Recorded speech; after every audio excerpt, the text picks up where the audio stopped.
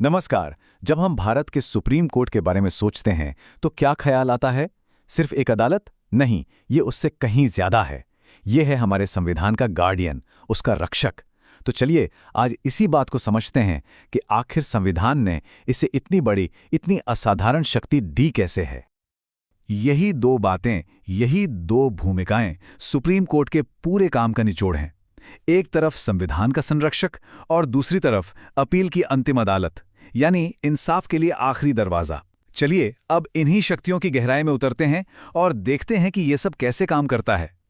ठीक है, तो आज हम 4 जरूरी हिस्सों पर बात करेंगे। सबसे पहले कोर्ट की नींव और उसकी बनावट को समझेंगे। फिर उसके काम करने के जो मुख्य दायरे हैं उन पर नजर डालेंगे। इसके बाद हम बात करेंगे उन खास सुप्रीम शक्तियों की जो इसे बाकियों से अलग बनाती हैं।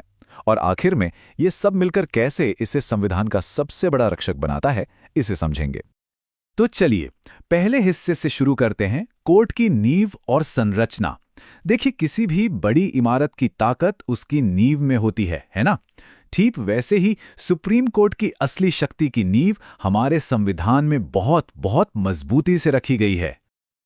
और ये नींव है क्या? अगर हम संविधान के अनुच्छेद 124 से 128 पर नजर डालें तो एक बात बिल्कुल साफ हो जाती है। हमारे संविधान बनाने वाले इस कोर्ट की आजादी को लेकर कितने गंभीर थे। सोचिए, जजों की नियुक्ति राष्ट्रपति करते हैं, वो 65 साल की उम्र तक काम करते हैं और उनकी सैलरी और पेंशन संसद तय करती है ताकि कोई आर्थिक दबाव ना हो। ये सारी चीजें मिलकर एक ऐसा सिस्टम बनाती हैं जहां न्यायपालिका बिना किसी डर या बाहरी दबाव के अपना काम कर सके। यही है असली आजादी। तो ये तो हो गई नींव की बात।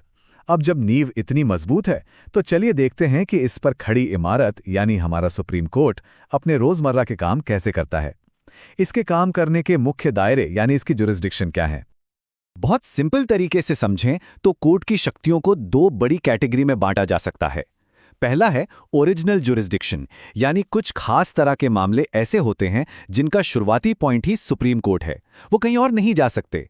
और दूसरा है एपेलेट जुरिस्डिक्शन, मतलब वो मामले जो निचली अदालतों से होते हुए अपील के बाद अपने आखिरी पड़ाव पर सुप्रीम कोर्ट पहुंचते हैं। तो ये ओरिजिनल जुरिस्डिक्शन आखिर है क्या? देखिए, इसके तहत सुप्रीम कोर्ट एक फेडरल गार्डियन की भूमिका निभाता है। मतलब जब भारत सरकार और किसी राज्य के बीच या फिर 2 या 2 से ज्यादा राज्यों के बीच कोई बड़ा विवाद हो जाए तो एक न्यूट्रल अंपायर की तरह फैसला कौन करेगा? वो करेगा सुप्रीम कोर्ट। ये हमारे देश के फेडरल स्ट्रक्चर यानी केंद्र और राज्यों के बीच के संतुलन को बनाए रखने के लिए बेहद जरूरी है। और अब आते हैं एपेलेट जुरिस्डिक्शन पर। सच कहें तो यही कोर्ट की वो भूमिका है जिससे ज्यादातर लोग वाकिफ हैं। देश के किसी भी कोने में किसी भी निचली अदालत के फैसले से अगर कोई संतुष्ट नहीं है तो उसके लिए न्याय की आखिरी उम्मीद, आखिरी दरवाजा सुप्रीम कोर्ट ही है। चाहे मामला संविधान से जुड़ा हो, कोई सिविल विवाद हो या फिर कोई गंभीर क्रिमिनल केस। ठीक है, तो कोर्ट के रोजमर्रा के काम तो हमने समझ लिए, लेकिन अब आते हैं असली मुद्दे पर। वो कौन सी असाधारण, वो कौन सी एक्स्ट्रा ऑर्डिनरी पावर्स हैं जो सुप्रीम कोर्ट को सचमुच सुप्रीम बनाती हैं? ये सवाल बहुत जरूरी है क्योंकि कोर्ट के पास कुछ ऐसी शक्तियां हैं जो उसे देश के किसी भी दूसरी अदालत या संस्था से बिल्कुल अलग, एक ऊंचे पायदान पर खड़ा कर देती हैं।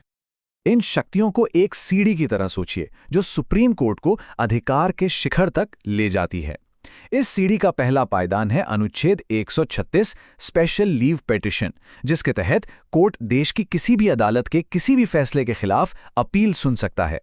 दूसरा पायदान है अनुच्छेद 137 जो कोर्ट को अपने ही पुराने फैसलों को बदलने की ताकत देता है, मतलब वो अपनी गलतियां सुधार सकता है। तीसरा पायदान है अनुच्छेद 141 जो कहता है कि सुप्रीम कोर्ट का फैसला देश की सभी अदालतों पर लागू होगा, वो देश का कानून है। और इस सीढ़ी के बिल्कुल टॉप पर, शिखर पर है अनुच्छेद 142, वो शक्ति जो पूर्ण न्याय करने की बात करती है। जरा इन शब्दों पर गौर कीजिए। ऐसा आदेश जो पूर्ण न्याय करने के लिए आवश्यक हो। ये सिर्फ शब्द नहीं है, ये एक लाइन सुप्रीम कोर्ट को ऐसी ताकत देती है जो कई बार मौजूदा कानूनों की सीमाओं से भी आगे चली जाती है, सिर्फ इसलिए ताकि पूरा और सच्चा न्याय हो सके। और हां, ये सिर्फ किताबों में लिखी हुई कोई थ्योरी नहीं है, इस शक्ति का असल जिंदगी में इस्तेमाल हुआ है। कई बार जब पर्यावरण को बचाने के लिए बने कानून नाकाफी लगे तो सुप्रीम कोर्ट ने इसी अनुच्छेद 142 का इस्तेमाल करके बड़े फैसले सुनाए। बड़े बड़े मानव अधिकार के मामलों में भी जब लगा कि न्याय नहीं हो पा रहा है तो इसी शक्ति ने रास्ता दिखाया है। तो अब आते हैं अपने आखिरी और सबसे अहम हिस्से पर। हमने कोर्ट की नींव समझी, उसके अधिकार समझे और उसकी असाधारण शक्तियों को भी जाना। अब इन सबको एक साथ जोड़कर देखते हैं कि कैसे सुप्रीम कोर्ट संविधान के रक्षक की अपनी सबसे बड़ी जिम्मेदारी को निभाता है। तो जो कुछ भी हमने अब तक बात की उसका एक क्विक रिकैप यहां देख सकते हैं। संविधान के अनुच्छेद 124 से शुरू होकर 142 तक ये सब मिलकर एक पूरा सिस्टम बनाते हैं।